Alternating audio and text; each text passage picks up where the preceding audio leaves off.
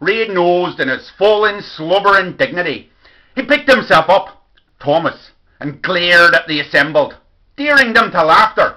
Slighted before he had a chance to, he said, "Break it up, boys! Have you no respect for genius?" Then lapsed into an awareness, pained and silent where he remained for long hours, getting ever shorter. Increased delirium brought him to his senses. I, though in rare outward-moving form, remained distant, except he fascinated as the doe worships the lion, who forbears to eat it, claiming pleasure in its company.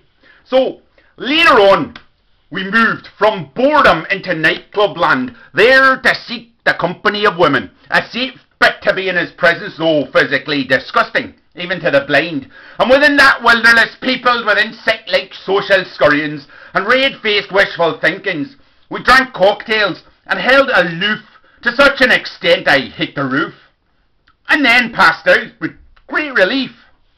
Later on I awoke, bound and trussed amongst large-breasted women, who used their scorn to terrorise, while he sat like a Buddha amongst them, his fat, hairless belly spilling out over his paisley undertrousers.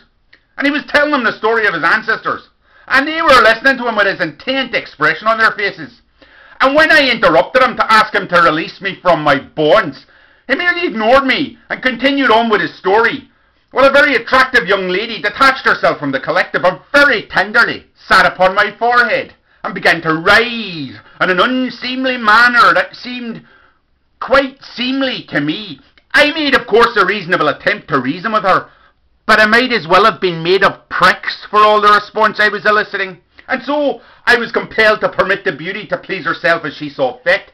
Fit as she was, her demented attentions were infinitely preferable to no attentions at all, until the pain in my bloodless hands and the compression of my medulla oblongata drove me mildly insane, and I hallucinated I was sitting at the back of this rickshaw doing 250 miles per hour at the Monte Carlo Grand Prix with 14 copulating chimpanzees that spoke to me in fluent Japanese that I didn't understand a word of, but I understood that I didn't understand, to my eternal credit, for I was deranged at the time, and such nuance usually escapes the grasp of the lunatic mind.